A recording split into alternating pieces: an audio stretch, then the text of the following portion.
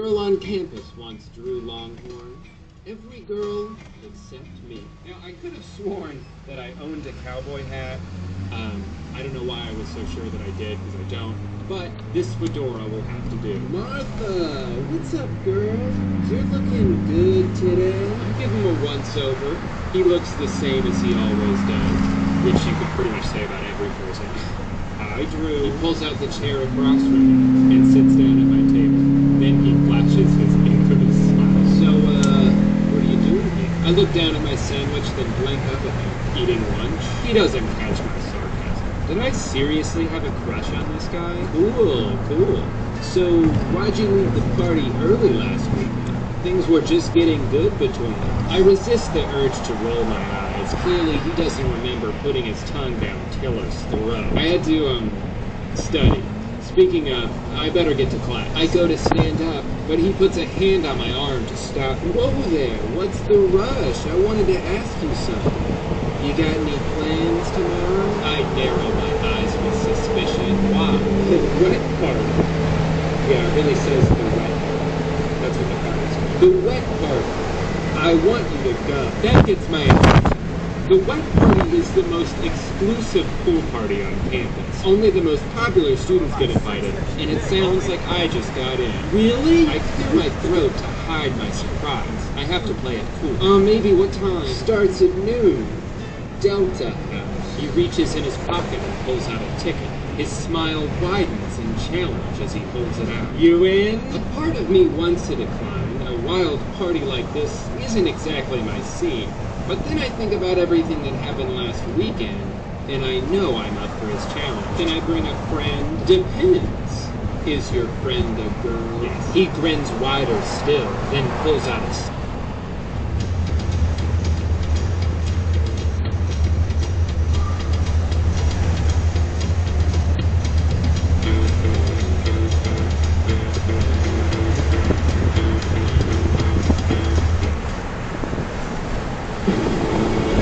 Second trust, I go to eBay Motors. They have all the right parts at the right prices. Whether I'm on 2 wheels,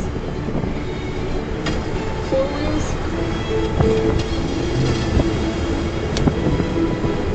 or no wheels. Then the more the merrier. But there's one rule. What's that? Hot face tooth only. None of that conservative. Did he just eye my outfit? I nod, hiding my reaction. I lean forward to grab the tickets, but then I stop myself, because there's one thing I need to know first. Do you know if Trevor's going? Drew's quiet. His gaze is uncharacteristically shrewd as it scans my face. I heard he has other plans. I reach out and eagerly grab the ticket. Then I'm in. Later that day, I pull a velvet thong bikini from the rack, hold it up to assess myself in the store mirror. Whoa, this is certainly sexy enough, but can a girl like me really pull it off? My best friend's whispered hiss interrupts my thoughts. Whispered hiss. I guess her best friend is a snake. You can't seriously expect me to go to this party. I turn to face her. Why not? I think it'll be fun. She gives me an incredulous look. It makes her glasses slip down her nose. Fun? Since when do you consider skivvy pool parties fun? Seriously, those things are straight up meat markets. I think I'm gonna ditch the snake thing with this character. Usually on weekends, I can barely tear you away from your science books. I just feel like doing something different, okay? She crosses her arms. She can tell I'm hiding something and knows me too well. Wait, if I'm her best friend and I know her too well, why wasn't I in the first one? They didn't even mention me in the first one, and that was like a week ago. So now I'm the best friend. We met like 3 days ago, and I know her so well, and I'm her best friend? Yeah, okay. What's this really about? Wait. No! No, I forgot. I'm not gonna pay you money for it. You got $10 from me already. And that was $10 too much, if you ask me. Even though a lot of people watch the video on the internet, and I definitely made that money back. But still, it was too much, okay? It's the principle of it. Fine. If I have to wait 13 minutes, then I'll wait 13 minutes. Taco Bell? Yeah, I'd like to order a pizza. Yeah, you can do it.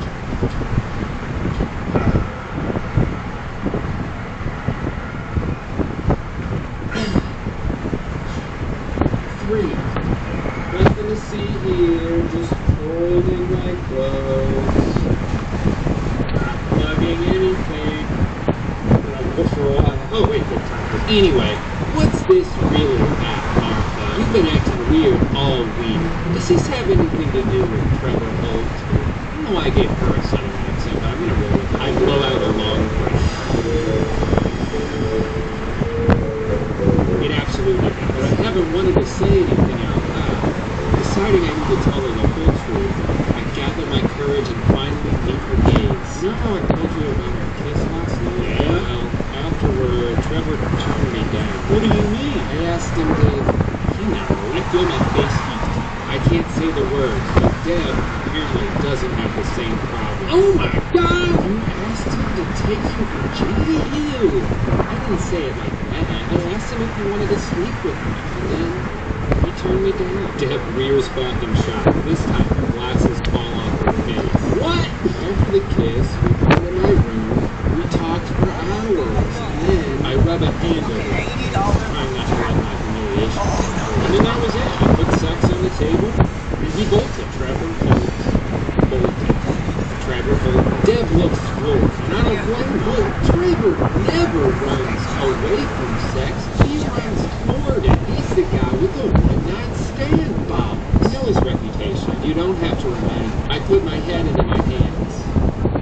You've been so nice to me that night, Deb. We connected. We had chemistry. Oh, God, I really put myself out there when I told him that I wanted him. I squeezed my eyes shut with embarrassment. And now, I haven't even heard from him since. Whatever, I'm over it. It was probably for the best. I don't even know what I was thinking. He doesn't sleep with girls like me. Yeah, girls like me. Because, I read science books on Saturday. Deb's face falls. Then she pulls me into a hug. It's his loss, Martha. Forget him, seriously. Let's go to this party. Really? Really. We're gonna have a blast at the party of the year. You don't need some stupid football player to do that. Then she pulls the bikini I've been eyeing from the rack. Go with this. It's totally dope. I knew the wet party was gonna be wild. But as we step through the doors and into the backyard of the frat house, I realize it's not just wild. It's untamed. Shirtless guys are guzzling beer, girls in bright bikinis of every color sprinkled along. There's pure, unadulterated chaos everywhere I look. A grin spreads across my face. This is exactly what I want. Dorothy, we're not in Kansas anymore. I guess she's British now. I don't know. I laugh. Haha! No, we are. Now let's... But my words get stuck when I look to the left, as there he is, the boy that isn't supposed to be here. My breath leaves my body in a whoosh. He looks just as good as I remember. Strong arms, bordered with muscle, wide, solid shoulders, and bright, piercing blue eyes. My heart starts galloping in my chest. I don't want to see Trevor. I swear I don't want to see Trevor, but I can't seem to look away. Wait, that's the end of the episode? Oh my God, how long is this? When the refreshing taste of a hard seltzer meets the bold flavor of a margarita, you get Seltzerita, and the day gets even tastier. Introducing Corona Hard Seltzer, Seltzerita. That's only part 1 of 5. Drew walks up to me, effectively blocking my view of Trevor and putting an end to our heated stare down. Martha, you made it! I force myself not to peer around him, but I bounce on my toes, feeling fidgety. Beers are over there in the coolers, but you look like you need something stronger. He holds up a shot. When I toss it back instantly, Deb because I I'm gonna but you are. What are you doing here, Martha? I stiffen and very slowly bring my gaze to Trevor's. He's standing beside Drew, hands on his hip. God, he looks hot, but he humiliated me last week. So you know what? Screw him. I have every right to be here. I can have just as much fun as the next girl. In fact, I deserve it. Hello to you too, Trevor. And for your information, I was invited here. Is that a problem? Drew throws Trevor a smug grin. She's my date, though. None of your concern. He puts an arm around my shoulder, and I do my best not to cringe. But I falter under the weight of Trevor's knowing stare. I turn to Drew. Are there any more shots? Your wish is my command. Yeehaw! And then he rides his horse to the beer court. A date with Drew. Really? Part of me wants Trevor to be jealous, but his stare is boring into my soul. And I can't help it. I have to be honest. It's not a date. Drew invited me. I said yes. That's all there is to it. Trevor crosses his arms over his well-defined chest. I guess I'm just surprised. I thought this sort of party wasn't really your thing. My cheeks turn red, but I try to appear nonchalant. Maybe now it is. Could have fooled me. You look uncomfortable. He continues glowering at me, and I can't figure out what his problem is. What happened to the laid-back, fun-loving guy met last weekend? Is my presence bothering him that much? My voice rises with my temper. Maybe I'm uncomfortable because you're glaring at me, and I have no idea what I did wrong. He blows out of breath, then he looks around, seeming annoyed. Stop worrying, Trevor. I don't expect you to babysit me like last time. I can take care of myself. Are you sure about that? Because this party gets pretty crazy, and I don't want you to... Don't want me to what? Have fun? Live a little? Seriously, what's your problem with me being here? His nostrils flare. I'm worried about you. Because you don't go to parties like this. You're... I'm what, Trevor? Say it. He's just about to respond, but a familiar voice calls his name. Trevor, we're setting up beer pong. Be my partner? I wore a scarf to a pool party. Guys, I was out of pants. I'm sorry. Drew is suddenly by my side again, 2 shots in his hand. Beer pong sounds perfect. I'm way too sober right now, and that needs to be repeated. You down, Martha? I take a shot from Drew's hand and toss it back. I can feel Trevor's hot stare at me the whole time. Drew puts an arm around my shoulder again. When we walk away... I'm sorry, guys, I'm getting lost with all this character. When we walk away, Trevor follows. He stares as Drew and I set up one side of the table, and he's forced to go to the other. Tilla runs a hand down his arm. Then her eyes snag on me. Recognition fills her gaze. I don't really know what that means. And her red upper lip curls with disgust. You again, huh? She points a long nail in my direction. You better watch yourself. Trevor pushes her arm down. Be quiet, Tilla. Drew just laughed. Girls, come on. We all just want to have a good time. His arm slithers down the waist, and I see Trevor's eyes lock on the movement. When Drew starts to bring his legs towards my neck, Trevor claps his hands together loudly, startling everyone. Longhorn, switch sides with me. The glare is too strong over here. I can't see the suns in my eyes. Tilla narrows her eyes. Where are your sunglasses? Must have misplaced them. Drew? Drew blinks once, then shrugs. Fine with me. I can see you better from down there anyway. I force a tight smile, but when Trevor walks over, the smile fades. I hate this new tension between us, but I don't know how to fix it.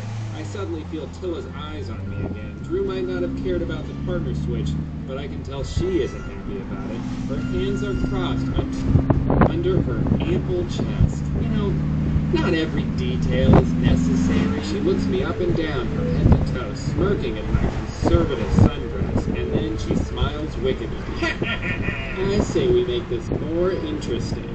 Let's raise the stakes. Drew's eyes drop to her cleavage. What did your boobs have? What did you have in mind? Strip? Beer.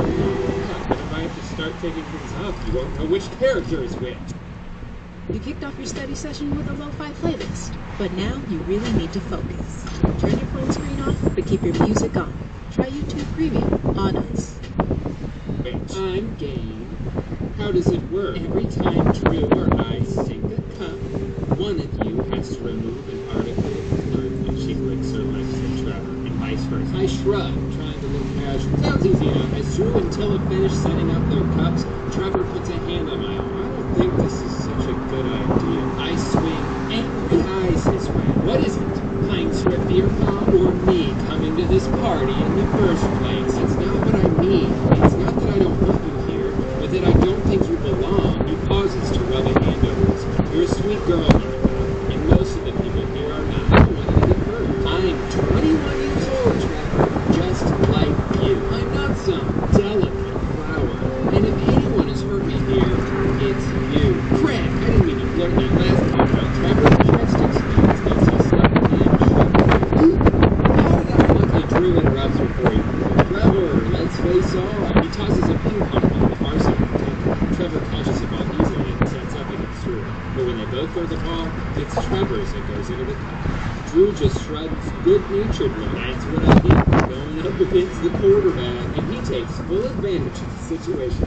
He pulls his shirt over his head in slow motion. And yeah, though his body is kind of a masterpiece, I can barely suppress an eye roll. Alright, our ball.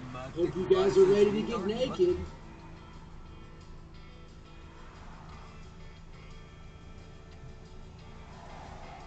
What am I doing? Okay, I'm actually going to skip a little bit of this, because I would feel really uncomfortable reading it to you. Basically, Martha's like the first person who has to, strip off something. Then she gets all nervous, because, she doesn't want people to see her tits and butt. But then she freaks out, goes inside, and Dad is there, and she's like, no, you can do this. And then she builds up the courage and goes back outside and says this. Tilla, you said top or bottom? How about both? And then she gets fully naked, which I get where the story's coming from. It's like she builds up the confidence, but strictly from like the game point of view, you just lost. But anyway, she gets naked and jumps in the pool, and then everyone gets naked and jumps in the pool, and then Trevor gets naked and jumps in the pool, and then they kiss, and then they put their clothes back on, and then they leave, and then she goes back to her dorm, and it ends exactly the same way that the first one did, with them closing the door and implying that they had sex. So I can only assume that they didn't have sex, and there will be a part 3, and I will not make a video about it. I'm done hooked. I'm done with you. Also, I did just realize this was an audio story that did have voice acting, but after listening to a few seconds of that, I realized it was probably better that I did it myself. He laughs loudly and spins me around. Splash! So, in conclusion, the Hooked app. What do we think of it now? 2 months ago, I was very quick to say that the Hooked app was not worth the money because there simply wasn't enough content on it. And now that some time has passed and they've added more content, the new question is Hooked now worth $5 or no? I give this app 10 out of 10. Thumbs down. Now, normally this would be the end of the video, but I'm still bitter about the fact that I spent money on this app, and I'd like to get it back with a branding. Hi, I'm famous YouTuber Drew Gooden, and I'd like to say a few words at your face. Life is full of obstacles. Sometimes you'll be reading a really cool and awesome story, but then the app you're on makes you wait 13 minutes to read the rest. Sometimes you'll be trying to get out of your garage, but you can't because there's a skateboard in the way. And sometimes you might run into financial obstacles, like having a low credit score. And look, I totally understand why you are probably about to click off this video right now. No one wants to talk about credit scores. I didn't want to talk about my credit score, and then I tried to apply for an apartment, and they made me pay a higher security deposit because my credit score sucked.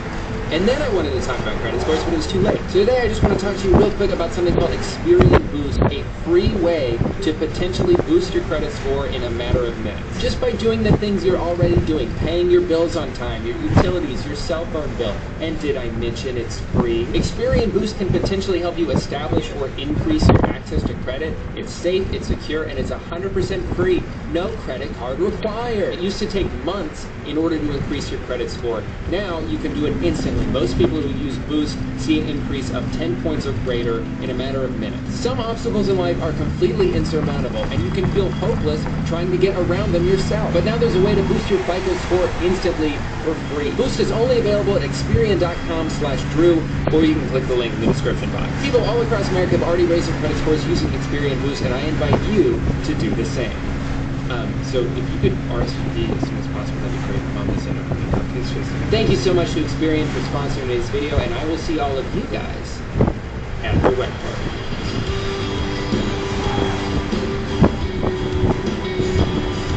Woo!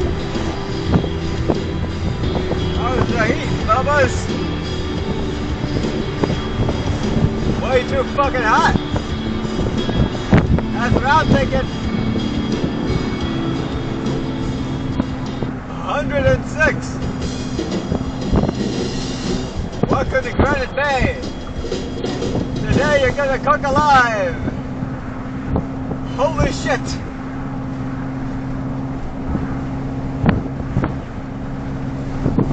All social media apps are designed to be a massive waste of time, but Snapchat's content is so aggressively stupid that it makes me angry at every single person who has a hand in creating it. Yes, Twitter and Instagram both feature similarly pointless stories and headlines, but at least those come with an element of discussion. Snapchat's trash garbage doesn't even have a comment section. So all I can do is assume that everybody else hates it too. But I don't get to see people make funny roasts or try to defend it and get ratioed or end up in completely unrelated political arguments. This isn't fun. This is bad. You know, it's funny. All this time I've been scrolling through the app while going to the bathroom. I didn't realize that the real poop was on my phone this whole time. I'm gonna go wash my hands again. Hey, in the meantime, check out this commercial. Nah, I'm joking. And I'm here to tell you about today's sponsor, ExpressVPN. Whenever you use the internet to connect to an unencrypted network, you're sending countless information that could potentially be intercepted on its way there. But a virtual private network essentially creates a secure tunnel for that information to pass through. It's like putting important mail inside of an envelope, or putting on pants to cover your butt. But it's not just for security. A VPN also allows your device to access content that may be restricted due to the country you're in. You can actually go in and change your computer's location to a server in one of 94 different countries, thereby making the internet think that that's where you are. So if you wanted to watch something like, let's say, Spy Kids on Netflix, and you live in America like I do, you're all out of luck. Unless, of course, you used ExpressVPN to change your location to Canada, and now you and your brother are saving the world. There are so many shows and movies and basketball games I've been able to watch by doing this. It really opens up what you're able to see on the internet. Using Netflix without ExpressVPN is kind of like if you paid for a gym membership, but the only thing they let you use there were the really heavy weights that you're not strong enough to lift, so you just kind of stand in the corner and do jumping jacks until your mom can come pick you up. So don't do that, is what I'm saying. Find out how you can get 3 months free by clicking the link in the description. That's expressvpn.com/Drew. The link is also on the screen right now, but clicking on it there will not work. That's not how links work. All you're going to do is pause the video, and then you're going to be really confused because I stopped talking, and that's not... Why did he stop talking? Oh well. Thanks to ExpressVPN for sponsoring today's video, and thank you to all who watched it. I'm talking to you. So at the end of my last video, I sarcastically said that I would be back the next day with a video where I break down the stock market, which was a lie, because I don't understand the stock market. But a lot of people were messaging me seemingly upset that I never uploaded the video that they thought I had promised to them. Anyway, I feel really bad for duping you all, so I will be posting an in-depth apology video tomorrow. Please be sure to subscribe so you can check that out. Thank you. Bye-bye.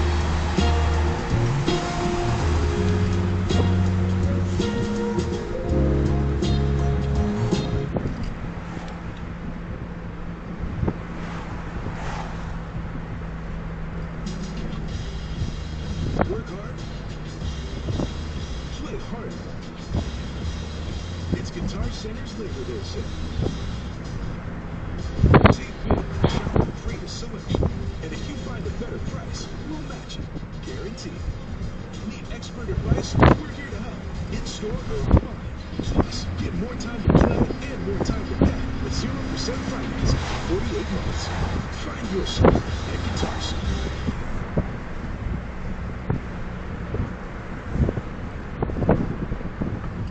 For just a little bit more, I get you unlimited minutes, data, and text, 6 hotspots, concert coupons, cable subscription, dental cleanings. You need all that? Do we need all that?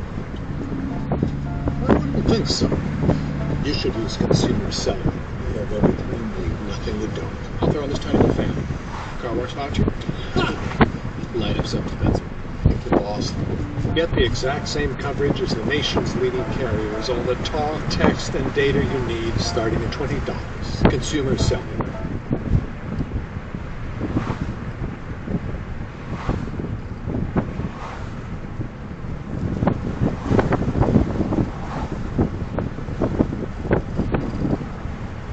Today's video is sponsored by Current. Stick around to the end to learn more and find out how you can win $500. Yeah, I went back to search Circuit City headquarters.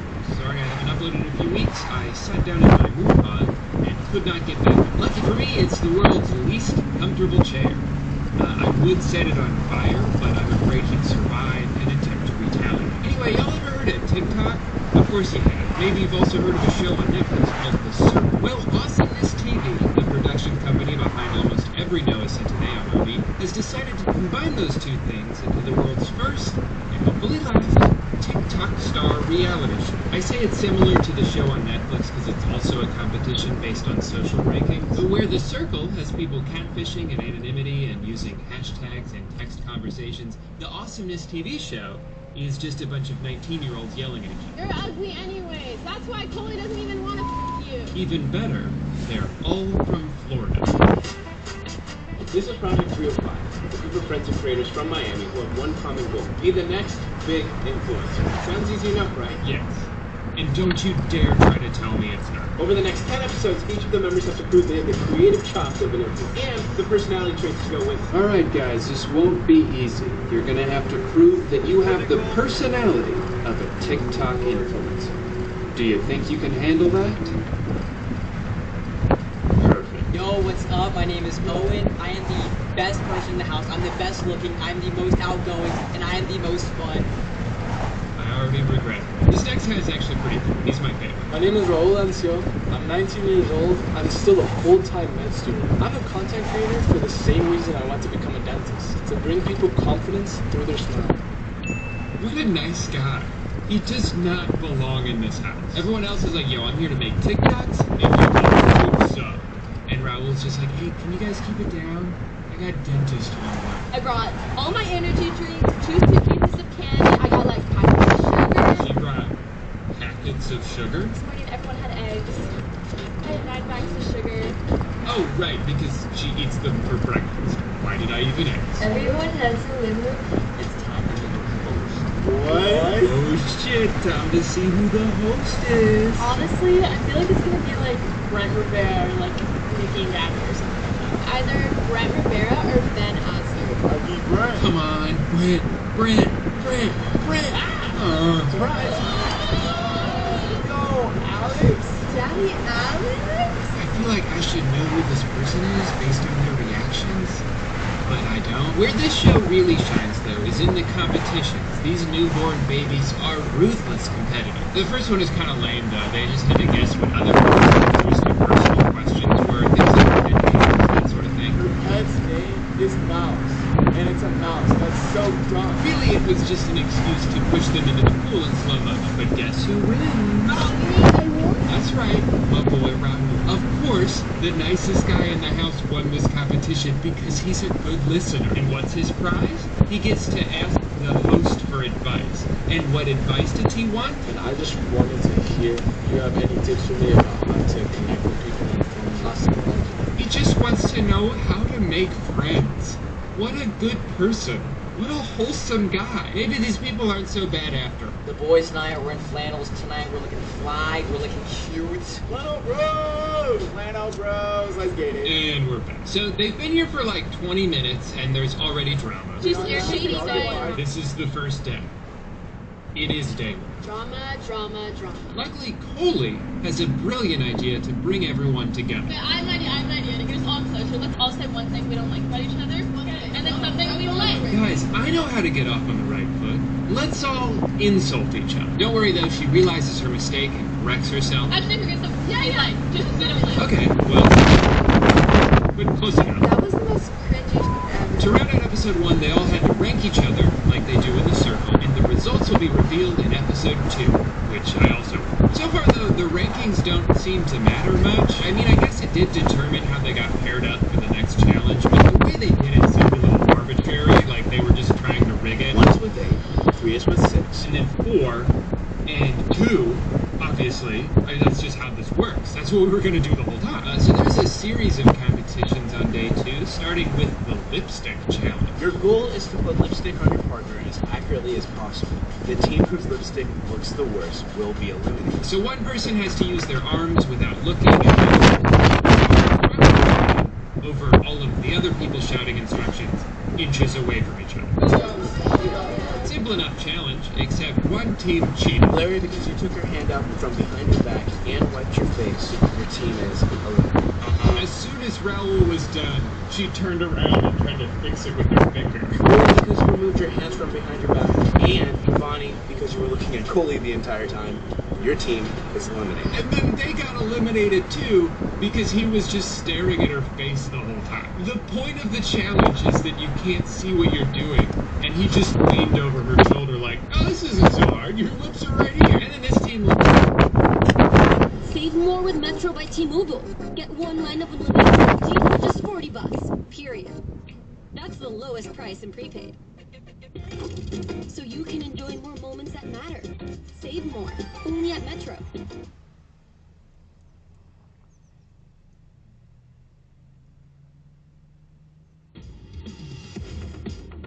Bruce always told me to believe in myself. That I had what it takes. Let's prove him right.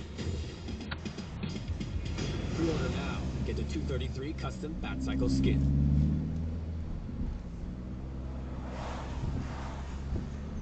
This isn't so hard, your lips are right here. And then this team loses because it was a try not to laugh challenge and one of them laughed. So guess what? Sabrina and Jada win. That's right, now they get to talk to Alan. Is that going to be the prize every time? Not like a special dinner or an immunity idol.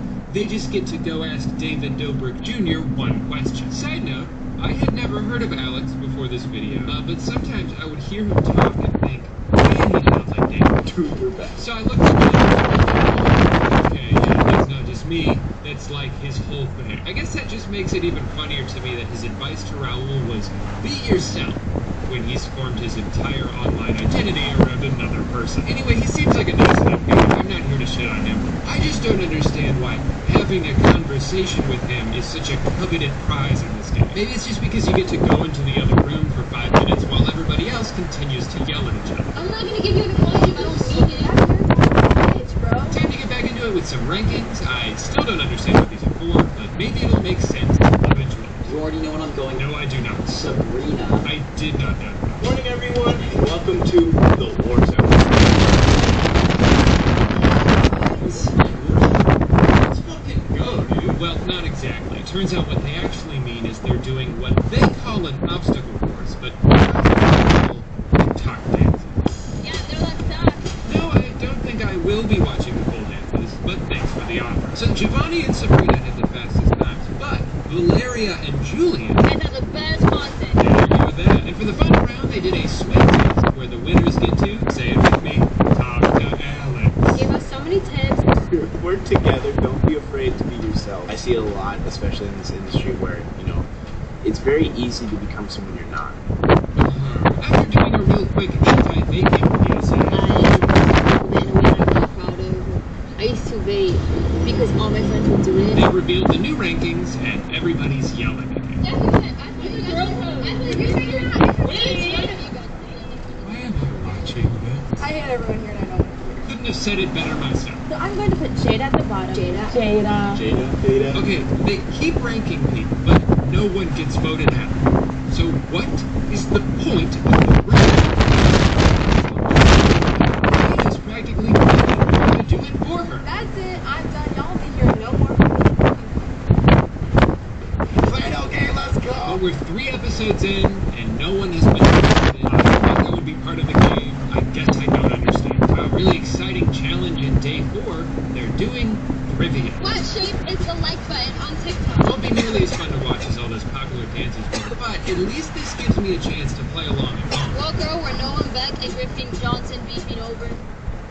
Never mind. Honestly, they might as well be speaking gibberish. I have no idea what any of these words mean. Is Andrew Davila part of the Sway House? You left the Hype House to start the Clubhouse. Finally, though, a pretty cool instant talk to Alex. Talking to Alex today again in today's challenge was honestly super motivational. Thank you, Internet Show, where you have shown me the way. But it was worth it this time not to lose because the losing team received a punishment. We'll have to spend the afternoon cleaning. And the way they react to it makes it seem like this is the single worst day of their life. Episode 4 ends with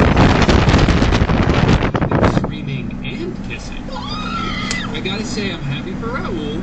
He got to kiss the girl he liked, and that's about it as far as good news goes. In episode 5, they play a game where they pop a balloon on someone's head, and then that person has to spin a wheel, and then they talk shit about whoever it lands on. Julian actually wet his bed. My bed.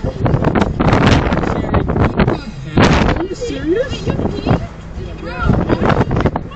As an honorary member of the Former Bedwetter Club, I do feel for the guy. I used to wet the bed when I was a kid, but I never did it while someone else was sharing the bed with me. If I did, I don't think that shame would ever wear off. Okay, but here's the best part of the game. I guess Jada didn't realize she was supposed to pop the balloon, so she fucking chucked that shit right at someone's head. Move over, Raul. I've got a new favorite. For some reason, halfway through, they went inside for a rain delay, as if they weren't already soaking wet. But they never went outside and finished it. They just skipped right to the rankings, which they all did on their phone. But then these girls were wondering what Owen was up to, so they went outside to wait about the rain. Where's the rain, guys? Did they make that up? Anyway, these two lovebirds, who I thought just met like 3 days ago, went on a poolside date where he reveals this. I might have wrote a song. Yep, he wrote her a song and recorded the song and produced the song. So let's hear it.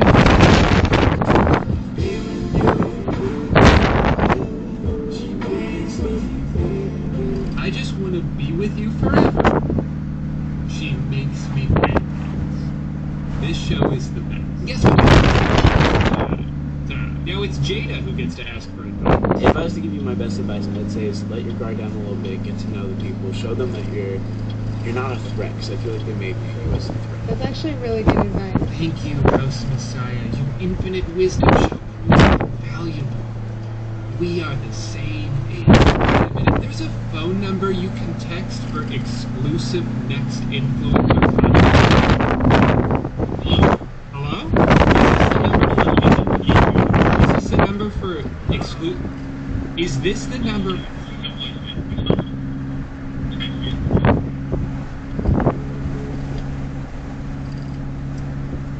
Asshole. Welcome to Awesomeness TV's next influencer. Whoa. I feel like I'm spending way too much time on this. How do I set boundaries with them? Would you like me to set an alarm?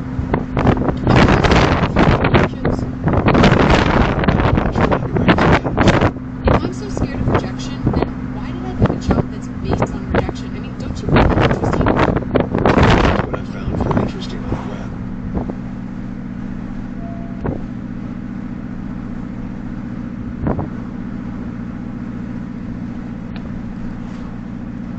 Everest, K2, and now the Mountain by Mountain Mike's Pizza, the biggest pizza this side of the Rockies.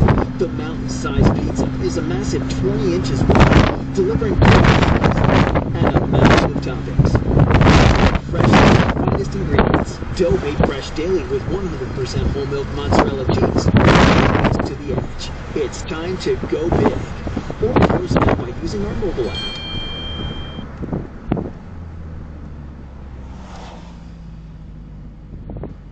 Cool.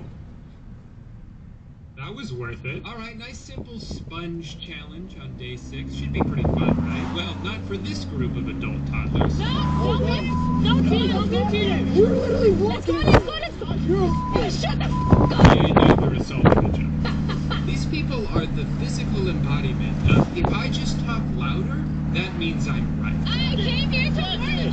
Shut up, someone! Oh my god, this show is so hard to watch. You guys are so dumb. You want to know why she did it? She found out that guys have an alliance, and she thinks that's cheating. I'm sorry, but I've watched a lot of Survivor and Big Brother. If forming an alliance is cheating, then every contestant who's ever been on those shows should be disqualified. And you know you're not going to win, so you need to put on the That's how you win, dog. I would love to lose. Not that it matters, because the rankings have yet to mean anything. Also, note to the Awesomeness TV producers producers, just because you have footage of people yelling at each other doesn't mean you have to put all of it into the show. It's not always entertaining. At a certain point, it's just noise. Really though, this episode was a turning point for me as a fan, because this is when they started to go after me. And then Raul, like, he would be... Oh, I would call you. I am just wanting to get this behavior. Imagine making fun of someone for wanting to go to med school. But it's not just the kids. Even the producers are starting to scream. While I was inside studying doctor stuff, the host was like, hey, you guys want to see what Raul did? What the fuck? My friend doesn't respect him because she keeps calling him Rail. His name is Raul. And you're disrespecting a future U.S. Army dentist. So because they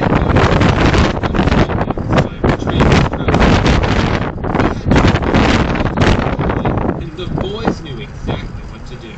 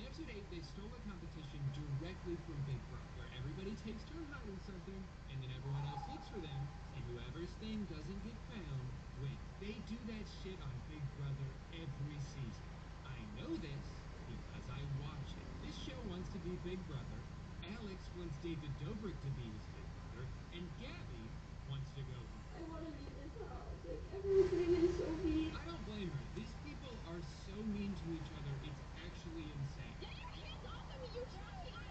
All at once, they all started piling on Gabby. They screamed in her face, they trashed her room, and then while she was gone, they poured Sprite into her water bottle, which has got to be the lamest drink I've ever seen in my life. Also, Valeria was just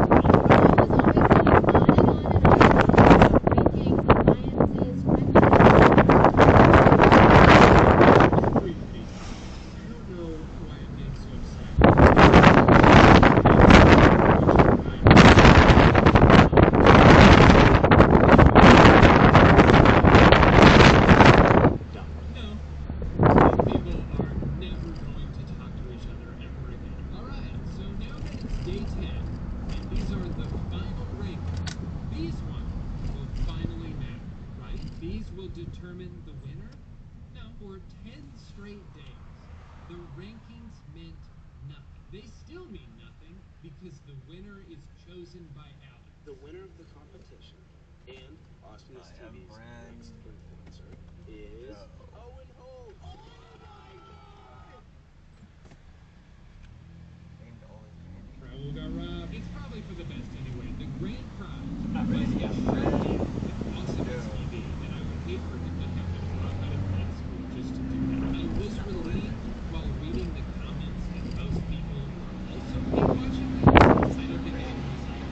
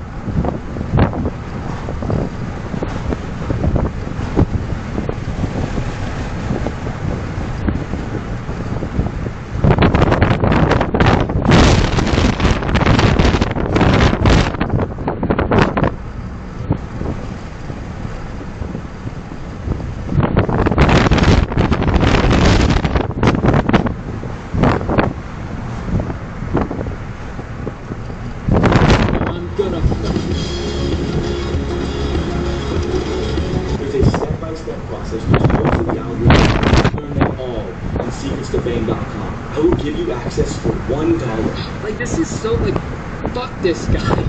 What's the fucking secret, eh? Steal other people's ideas and post fucking softcore porn for kids? Is that it? Because if so, yeah, your influencer friends are gonna be fucking pissed that you're posting that. Because it's weird. Oh my god.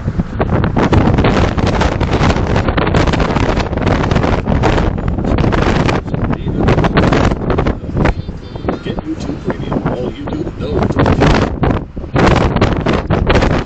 Weird. I'm sorry, it just pisses me off to see someone reply to their audience. From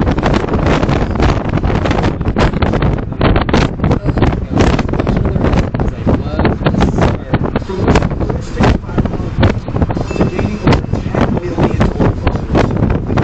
At 18.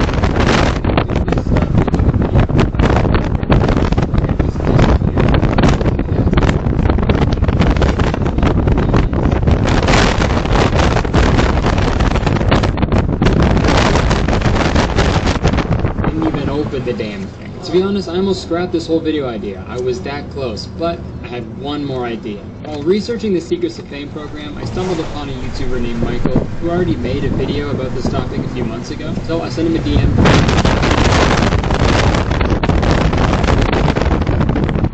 It was a complete Hail Mary. I didn't expect her to help me at all. I was gonna say,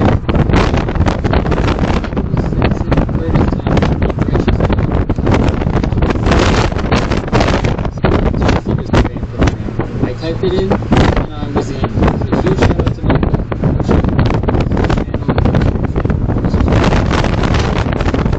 Probably not be possible.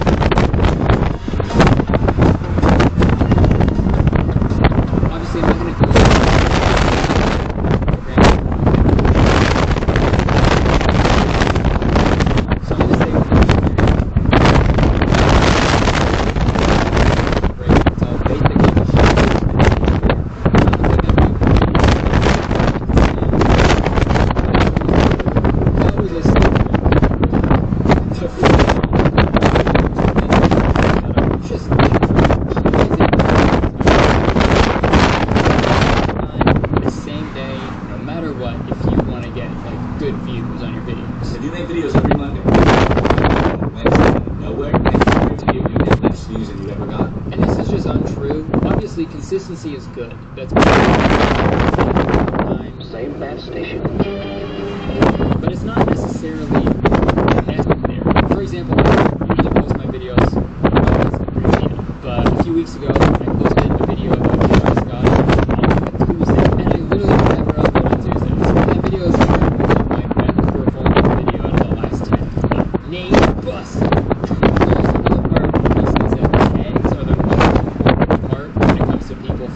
Videos. The public doesn't really have access to seeing tags, which are key to going viral. When you go to upload a video on YouTube, it literally says when you're uploading, tags can be useful if content in your video is helping viewers find your video. And I feel like we should listen to YouTube instead of a guy in a snapback, you know? Really cool section about have you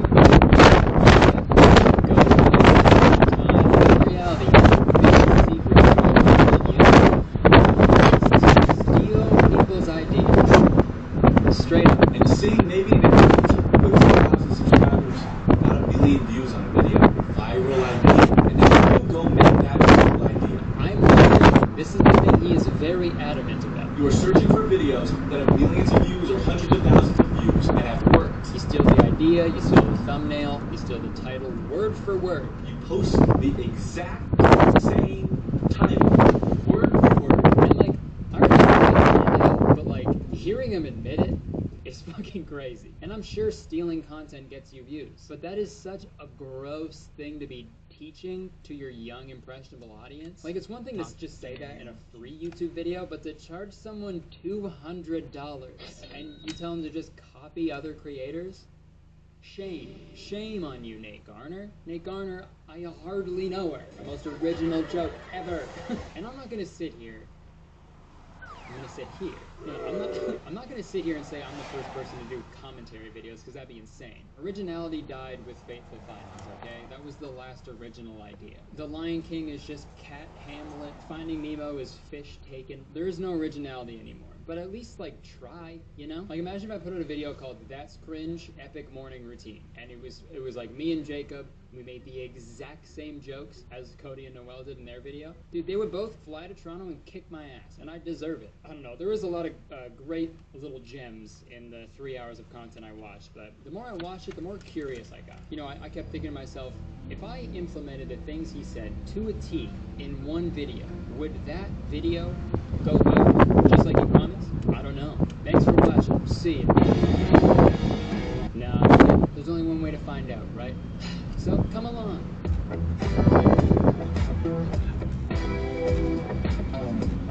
So for this experiment, I had to make sure that it couldn't be traced back to me. I needed to make sure that any views this video got was 100% organic.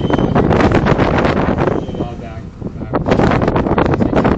Great video, you should go watch it. One thing I learned from that video is that disguises are tricky, and if there's a chance that someone will recognize you, they will recognize you. So for this soon-to-be viral video, I needed to talk something about the subject. I got he was just on my channel. I got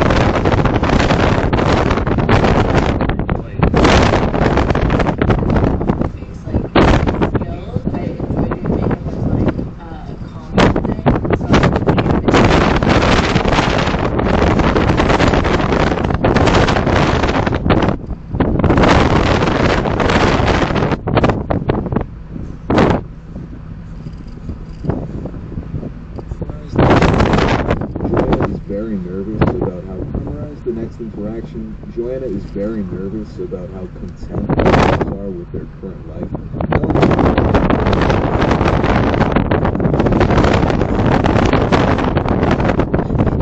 It becomes even more evident why they aren't together. They're just so elegantly toxic, to put it one way or another. They all arrive at dinner.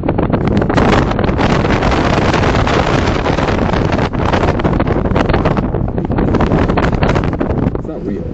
Scott knows it.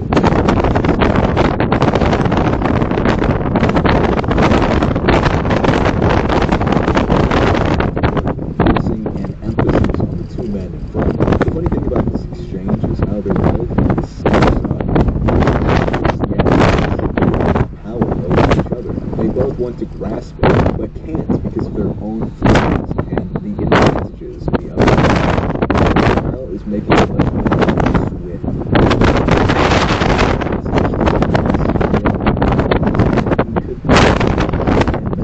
Scott then asks, "Would you trust you because you're right? If I were you, I would be letting that out." It's unsettling, but in that instant, Terrell has gained the idea. Elliot realizes actually happy. I mean, there's a grin on his face and everything. Shayla briefly calls him, and they have this cute little exchange together. It is, for such a bleak show, somewhat refreshing to see them both happy. Back to the dinner, he's picking these strange battles. And albeit not physically, this is indeed a battle. One that's long and drawn out, just like most shonen fighting scenes. I will be talking about anime, so just bear with me, but this logic applies to every fight. Every fight has a winner and a loser. The loser, typically the villain, will be empowered to fight.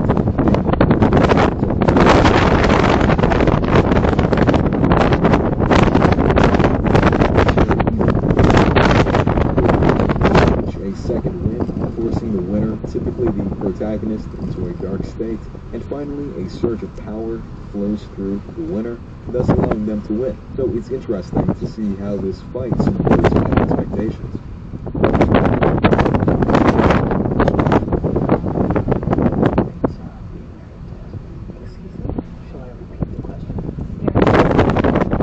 Sharon's very respectful, but slightly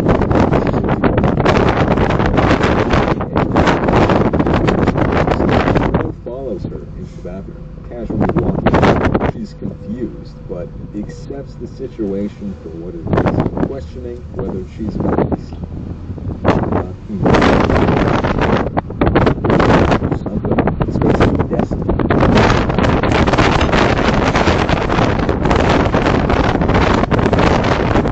And back to make everything within his power. Smile washes over him, and he thanks her for her aid. In the next scene, we see how society come to terms with the fact that this whole mission is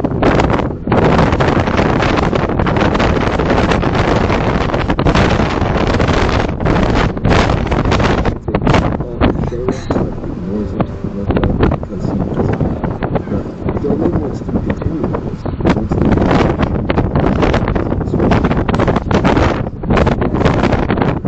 computer to upload the photo, but Mr. Rowan stops her, throwing everything to the ground. He tries to tell her that if she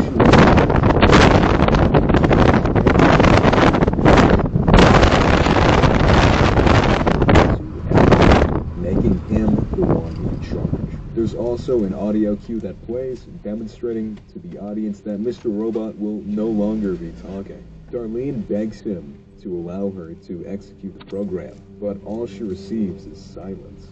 Everyone knows that this has been a failure.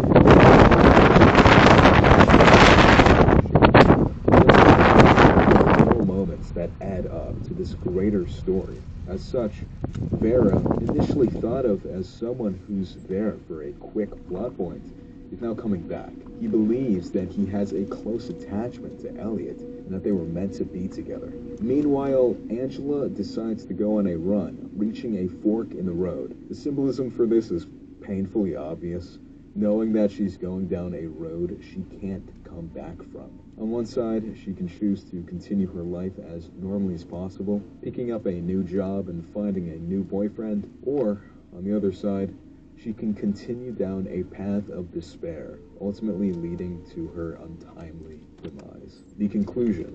to episode 5.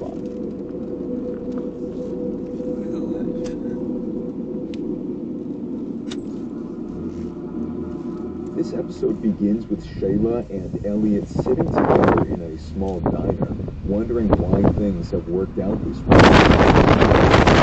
Someone is watching them, or that they're going to be separated at some point. Elliot leans into her, saying that he's going to get her out of this situation. Standing up from the table next to him, grabbing Shayla as forcefully as possible. The accomplice pushes Elliot, reducing him to nothing. Shayla is out of the building. He goes to the as well. Brought into a room where he calls Vera directly from prison. Naturally, this leads to one of his philosophical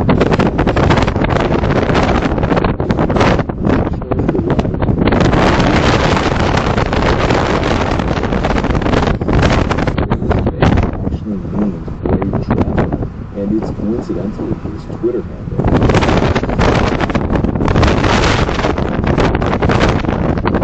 Hacker thing. He also promises that Shayla will be with him tonight, which is very now Elliot has to do something she thought was impossible. Moving back to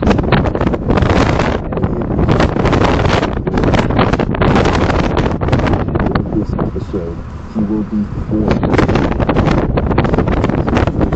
according to the story.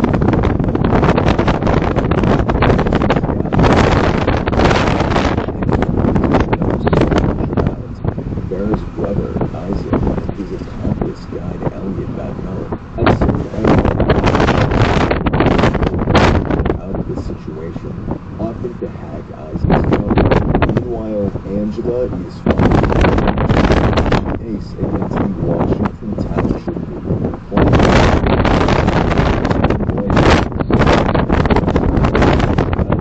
seems responsible for trying to get the power. They meet with each other and discuss the case. Angela truly believes that she does have a shot at this, but the lawyer disagrees, stating that you can't be the biggest the world has ever seen. Shows the door, but before she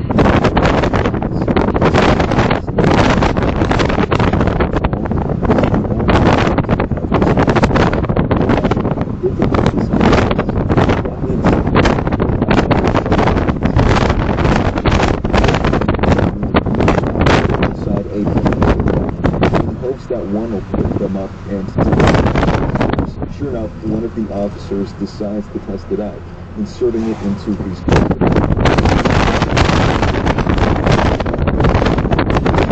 music jacket. No biggies, and the continue.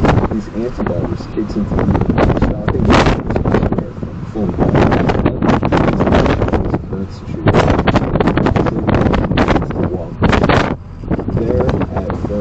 Very apprehensive about letting him outside, and they eventually let him out, not without watching him, of course.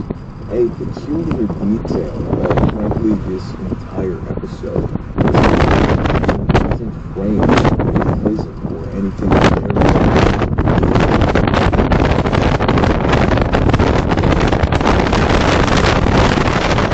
their goals, but they're not at all threatening.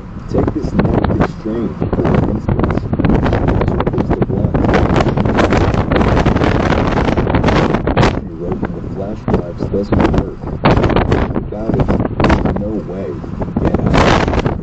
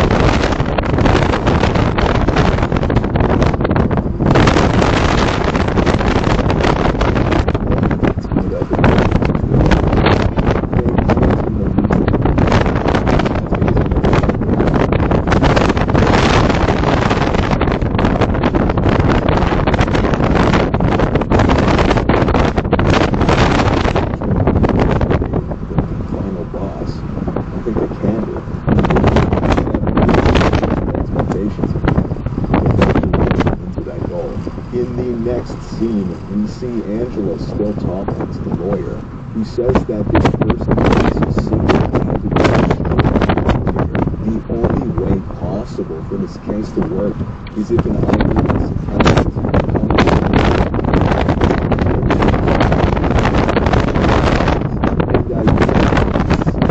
deep inside, she knew that this would never work out, but she has this incredibly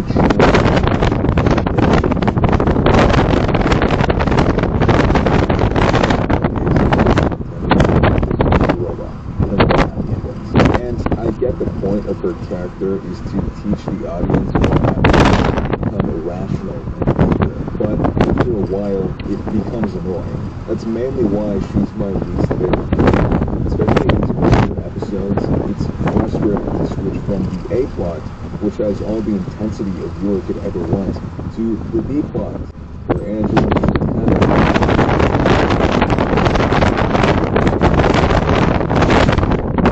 Angela was a bit insufferable after a while.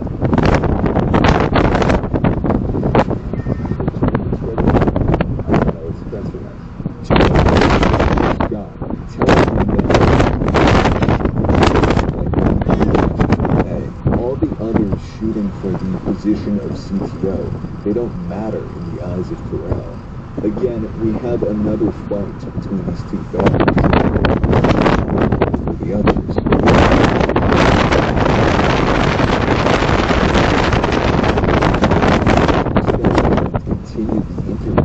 Knowing that Terrell is scheming and angry, Terrell fires back, saying he's become paranoid. They're both visibly trying to hide their frustration. Terrell arguably doing a good job instead. Then, out of a sudden, dinner, including giving a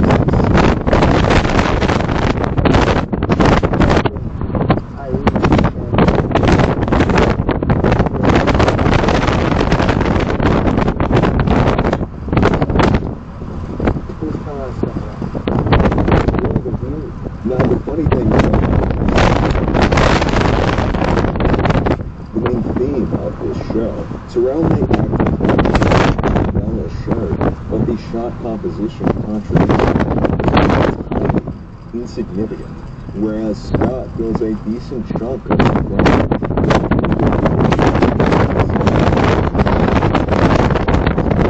More blatant when Terrell steps back, no longer even staying in a focus of the frame whatsoever. This gets worse.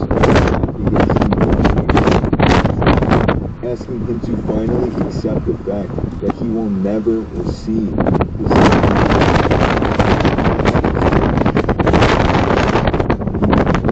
when Scott decided to mark out only the grin he bore for so long.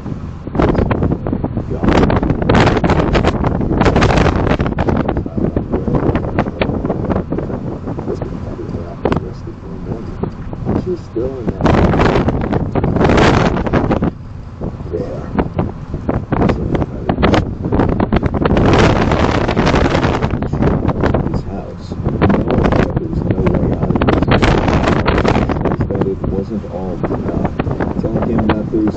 They gained from all this. They now know what Sharon wants.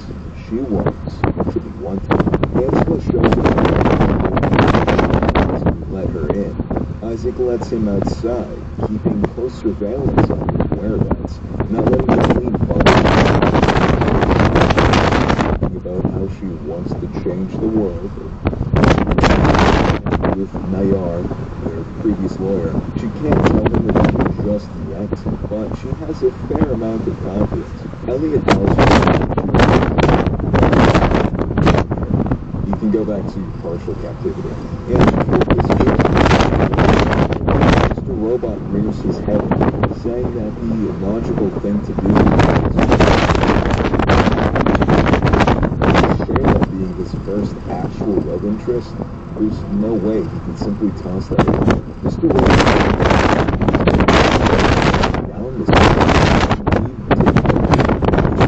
being the protagonist that he is, there's absolutely no scenario where he won't try to keep her alive. The overwhelming sensation of knowing that multiple people's lives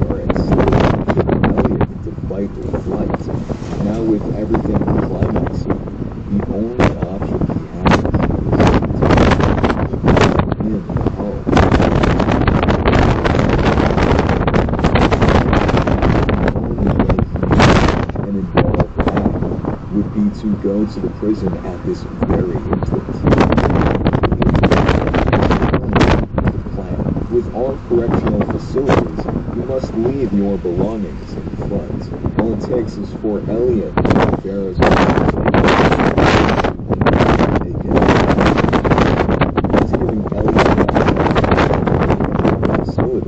making him the only way to break it out without the police suspecting it's Elliot is to break out. Yeah, it turns into a prison break. The shot composition for this scene, too, is very enticing. Vera takes up basically all of the screen, and yet a complete contradiction of what's actually happening. Forget about Shayla for a moment and see how they are interacting with her. Also because Isaac's phone is currently Why is it so fucking hot? 108! My nigga, look at the sun beaming down! Vera, if he even comes near them, all his money will vanish in the blink of an eye. Elliot goes back and tells Isaac Isaac doesn't seem that happy about the situation. Forcefully telling Elliot to get in the car to get a private chat with him. Elliot is confused, but he is quiet.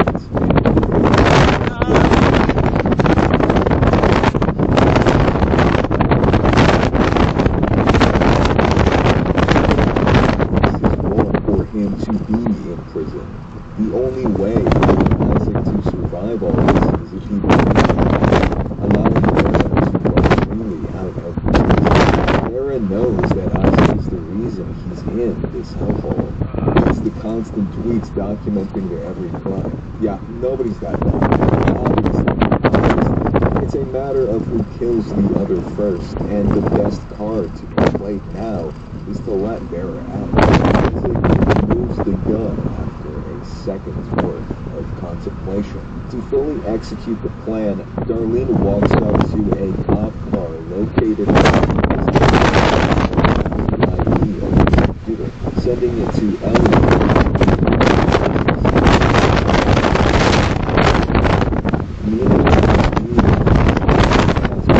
As long as possible to let Elliot completely get access. Abruptly states that no longer part of this mission. Isaac's accomplishment mental capability and the situation faces agrees, but not without taking a gun to Elliot's face. At night, they return to watch the prison break a power surge from all the cell doors opening at once. None of the networks open. Move themselves. They have roughly 2 minutes until the alarm blares. You can hear the sound effects. Gunshots being fired, pushing down the fence, and now Vera is officially freed. To no one's surprise, he orders Isaac's accomplice to shoot his little brother forthwith. A single bang, and Isaac collapses to the floor. A car pulls around for Vera. Elliot quickly asks him about Shayla's whereabouts before he enters. Promptly, Vera tosses some keys to the car, telling him that she was with him the entire time. You can tell Elliot is more so than he's ever been in the show up until this point. As such, the camera swoops, clearly symbolic of his extreme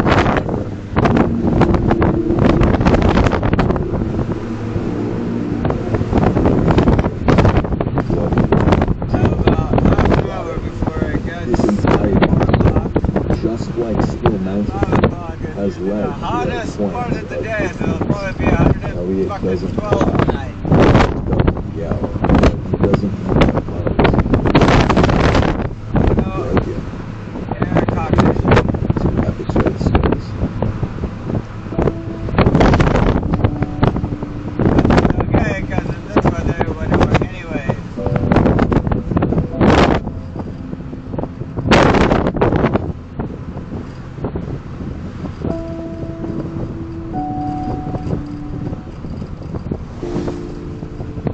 This episode begins with Element 1, his apartment.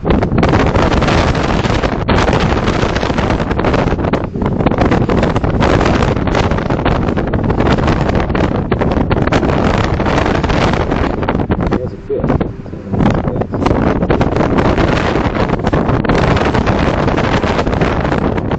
Yeah, check out this really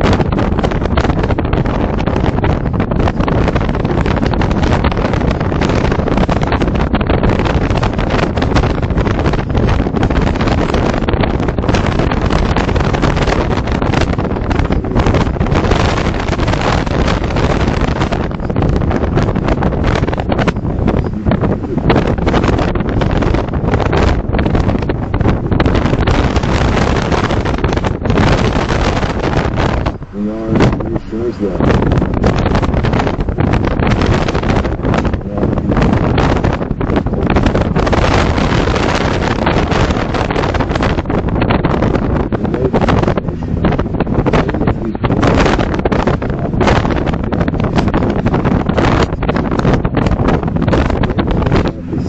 How the lighting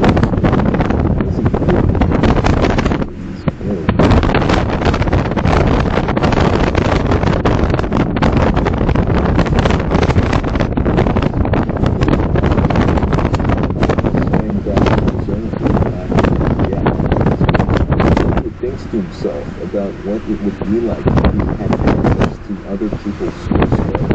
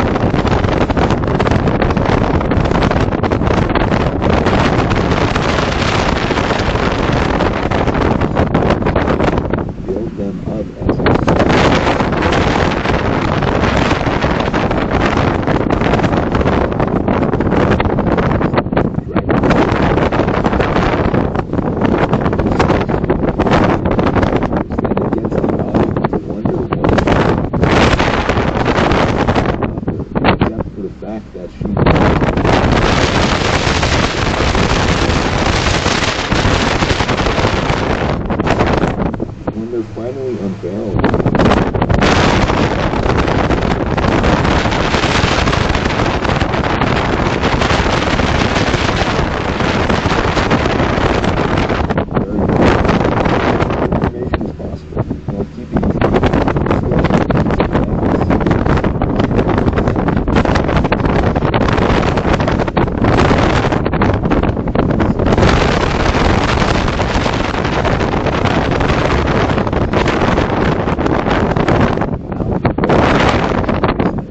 rather than keeping up with their families. It's right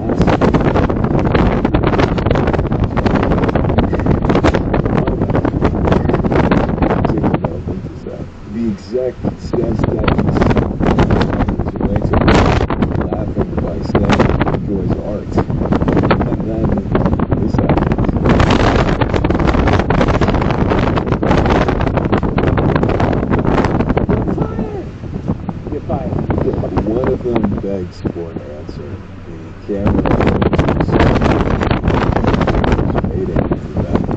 Terrell has no proper answer, saying that they did nothing.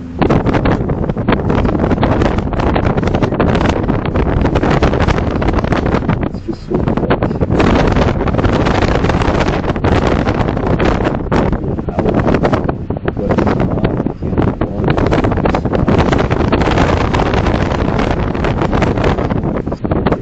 he's impulsive and volatile. That's only gotten worse with time. It makes you wonder if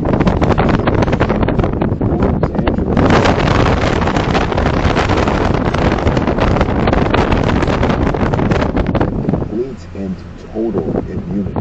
Teachers at McYard cannot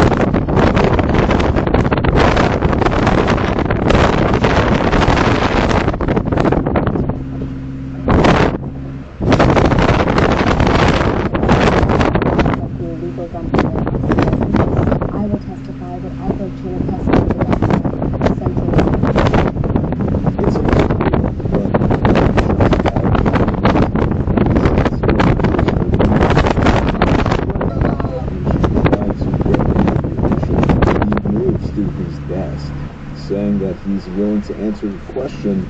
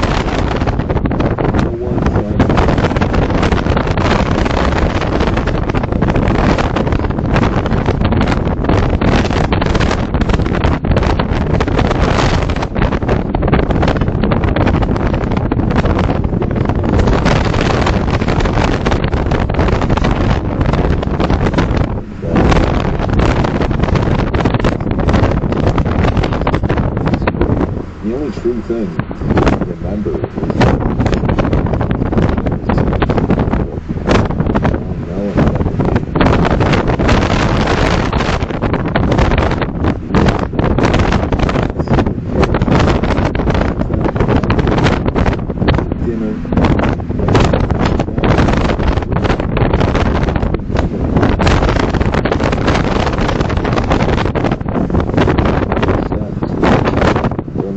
briefly meets with Cisco in a public park. Lovers quarrel and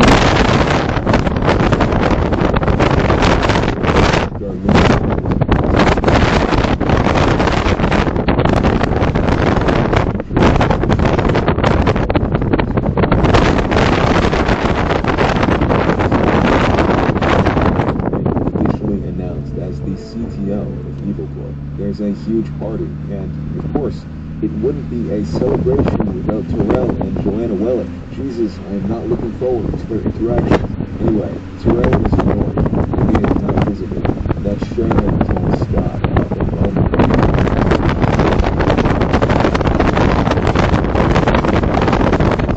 He asks Sharon to meet him in his office, to which she initially refuses. I wouldn't go there either. He mentions that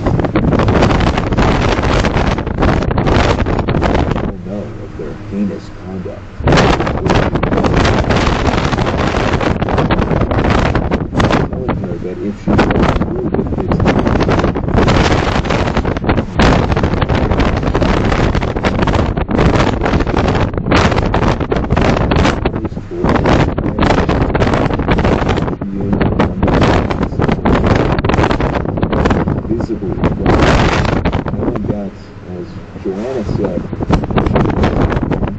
Suddenly, he grabs her for her hands. He hesitates for a second.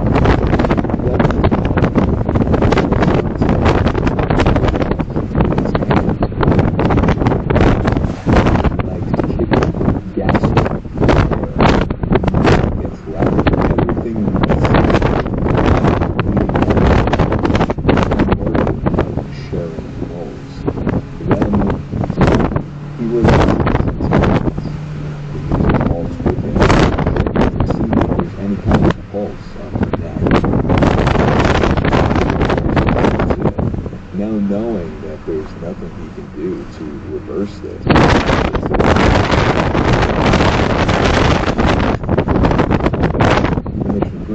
The second, Cisco coming into contact with Ollie and telling him that he needs to do something to save himself. The next one is rough. Elliot voluntarily meets back with Crystal, deciding to be completely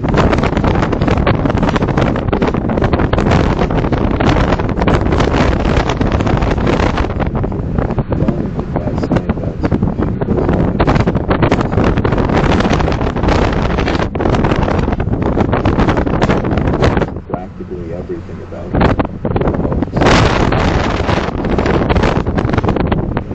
As a final request, Elliot asks him to stay.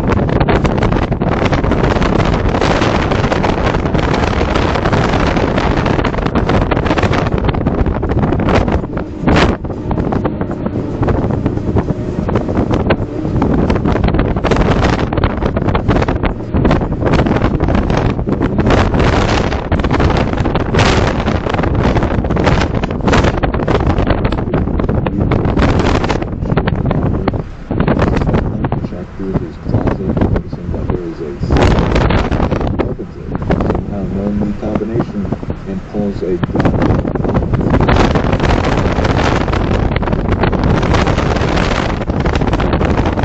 Of all people, you can talk about how they are constantly taking the ball and so that all three of them planned for a long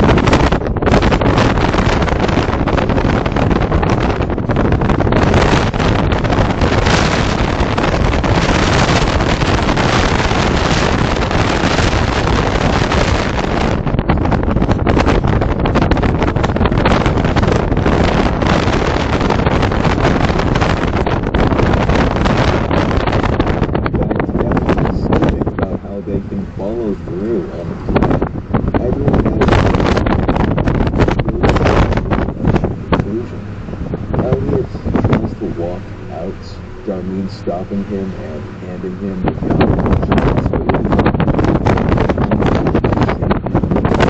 Again, more and more hints to her being Elliot's sister. To the audience, she says one that couldn't be explained with Elliot being Darlene tries to give him the gun, but he doesn't take it.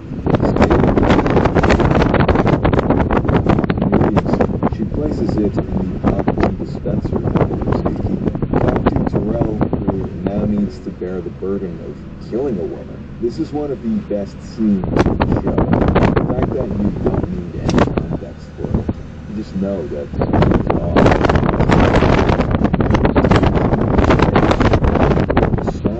The main focus of the frame. It's handheld, meaning it can convey his panic and frustration with having to walk past all his co-workers. He's done.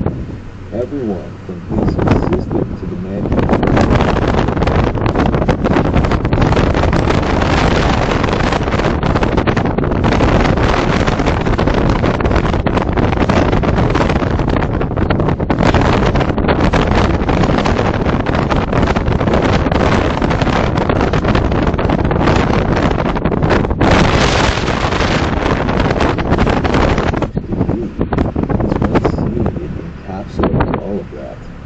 anxiety, distress, anger, everything. It's genius. He meets with Gideon, relaying what we know, specifically about this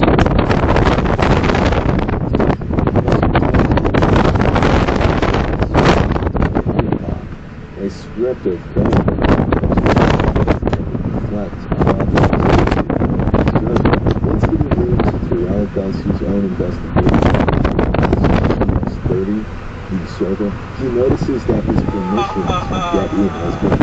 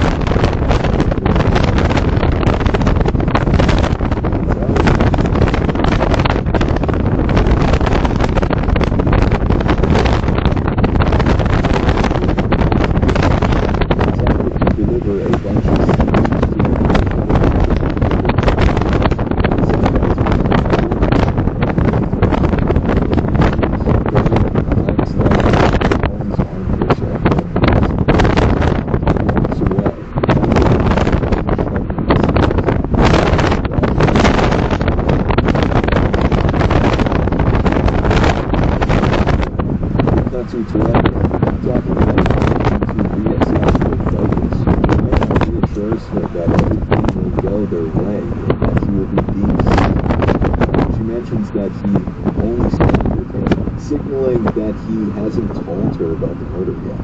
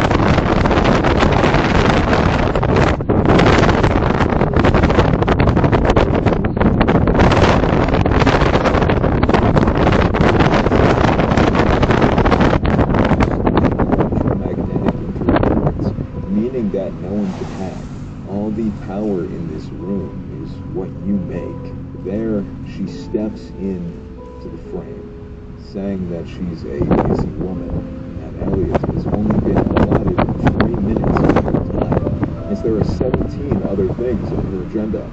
She kind of reminds me of Bad Man Mode. I didn't like this in the script, I'm just thinking of that. In this meeting, he learns that Gideon Goddard's suspicion led him to planting a honeypot in the server, all because he refused to stick to the original mission that hacked Terry Colby. Now, he knows that Gideon has been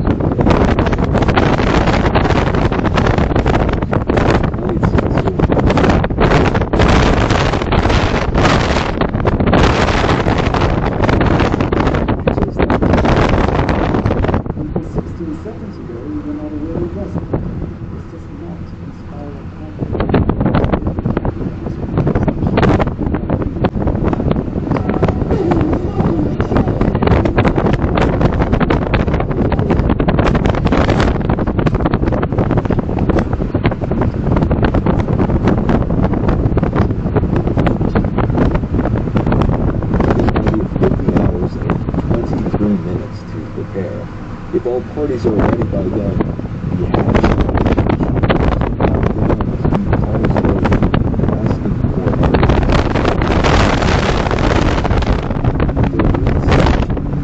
large unmasked files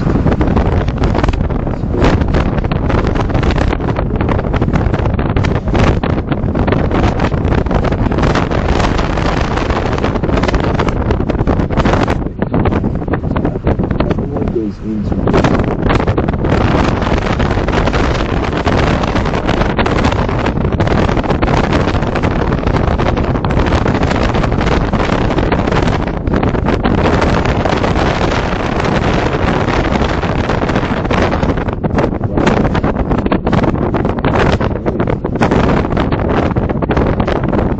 watching as their company slowly falls and he's over here. Ollie notifies Gideon that Evil Corp is on the phone.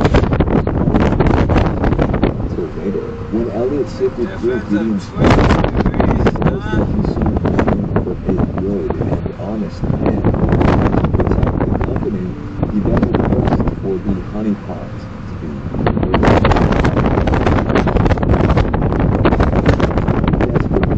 Mr. Robot's help, resulting in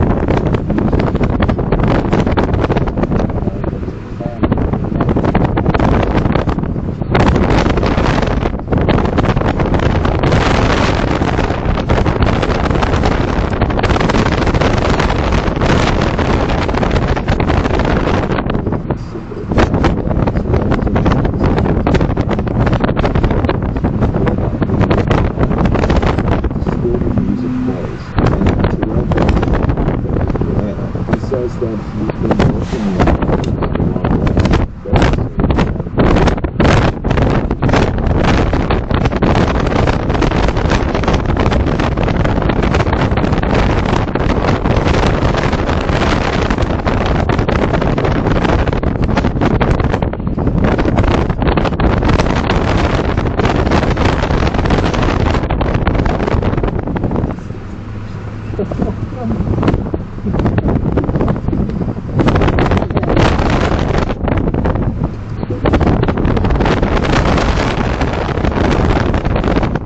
It's the detectives requesting to stop. No idea what's happening.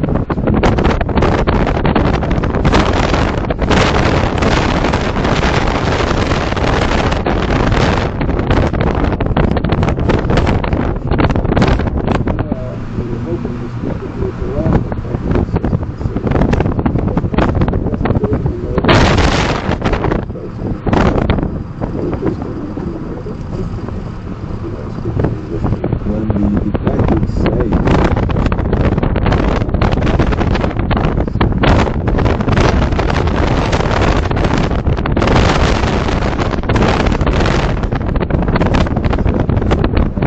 before you can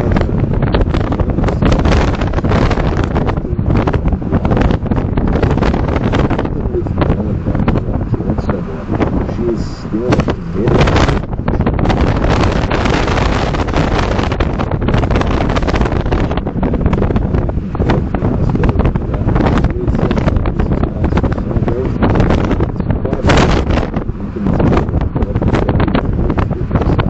Pleased with the fact that they could persevere. Strange excitement, telling Elliot how he's the only one who could kill him, how he saved the world. She loves him so much. This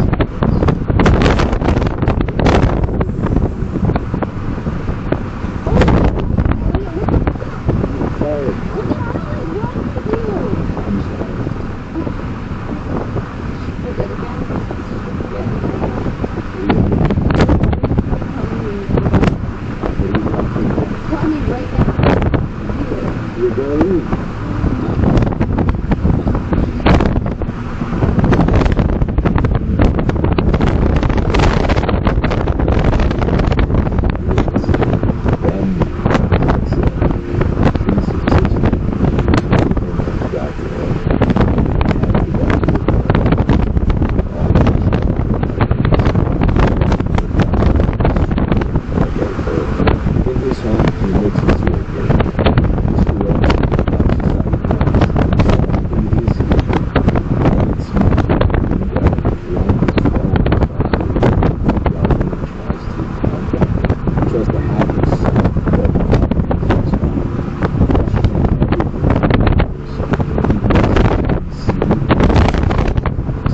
there's anything wrong here. Sure enough, there it is. Looking through the file, all there is are photos of them.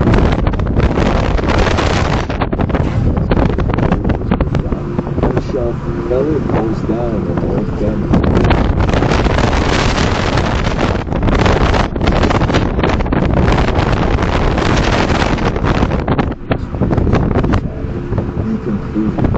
Episode 8.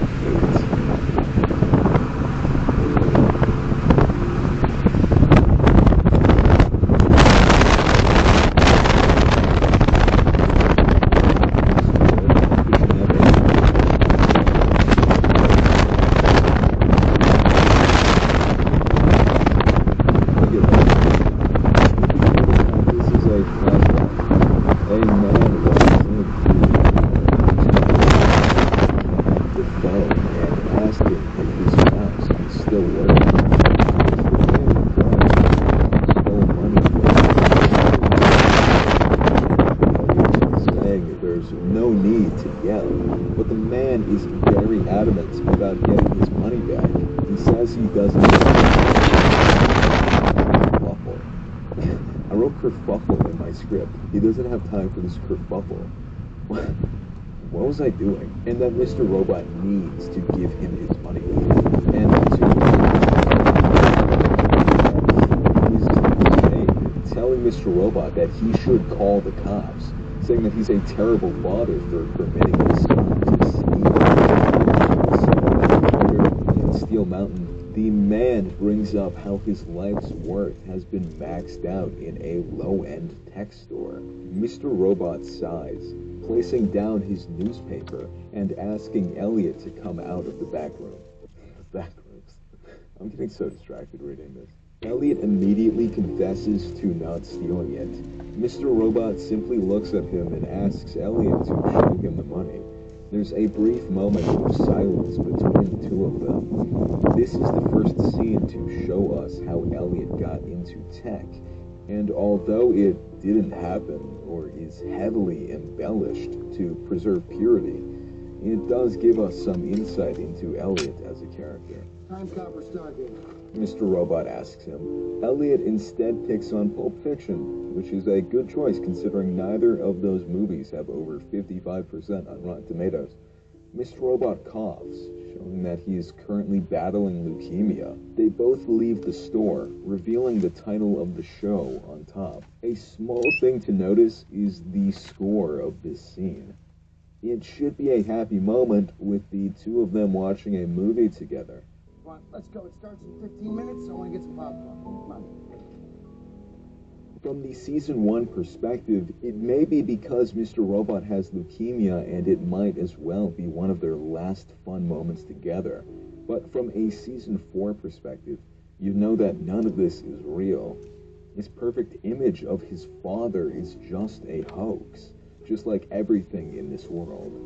A time-lapse ensues, showing how the building has changed over the years, and, in the end, it becomes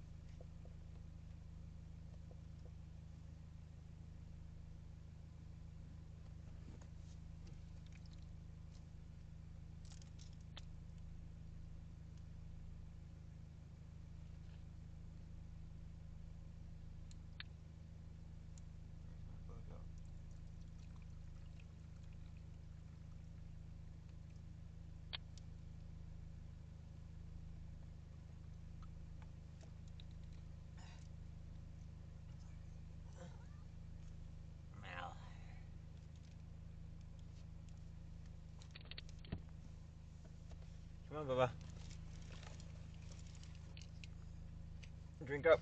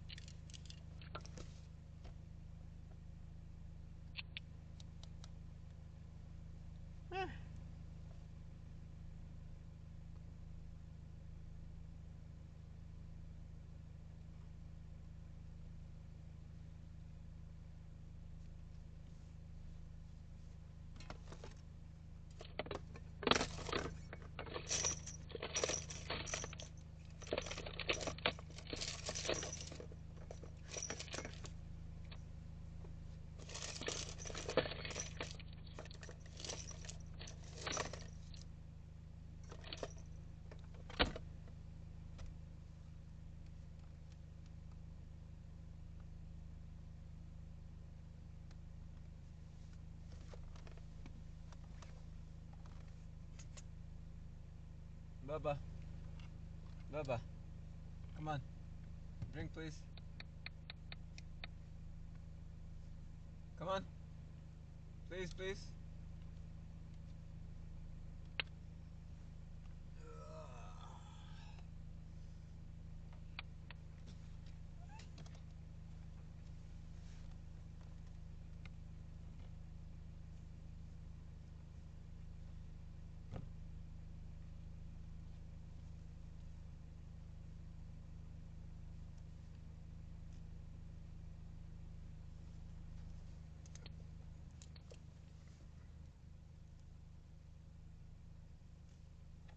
Hey.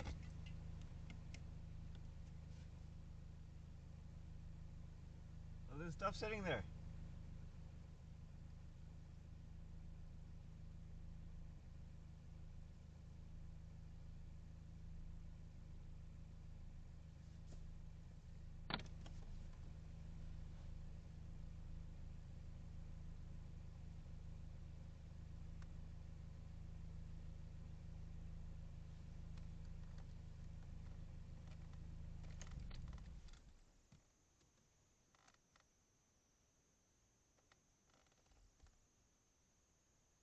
Jake, hi. A morning zoo.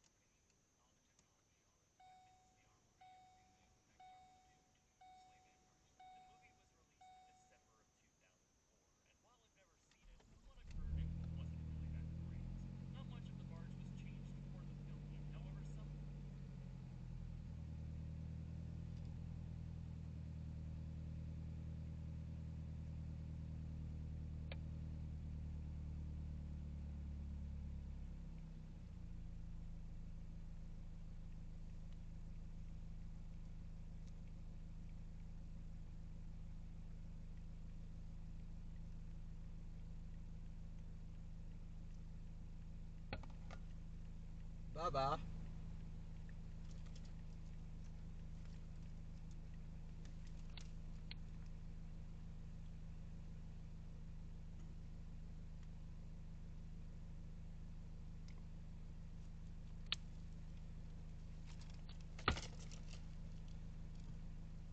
Hey, drink.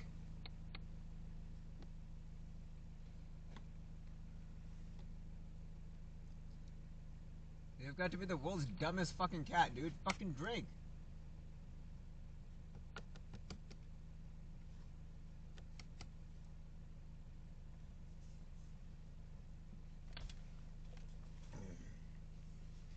I'm hot. All I'm gonna do is pant. I'm not gonna drink this fucking cold water.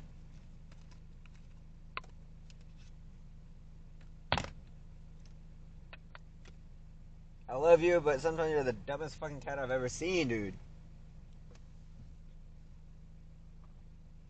Fuck. Why'd you have to piss me off, man?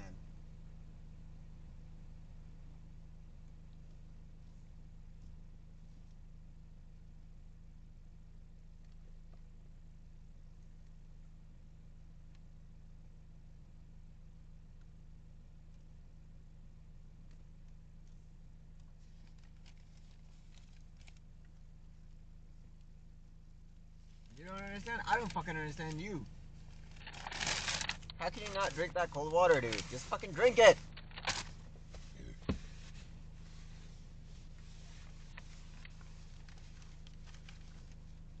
Fucking idiot, dude. I swear. You're the world's dumbest cat. You fucking purposely go into a fucking washing machine like a fucking idiot. Why can't you just fucking claw them, dude? You fucking claw me every time I fucking come anywhere near you, but oh no. When someone comes to fucking kill you, you're like, oh, just fucking kill me, here. I'll just fucking keel over like a dumbass that I am.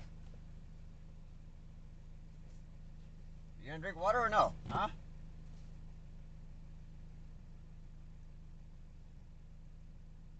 Just fucking drink the water!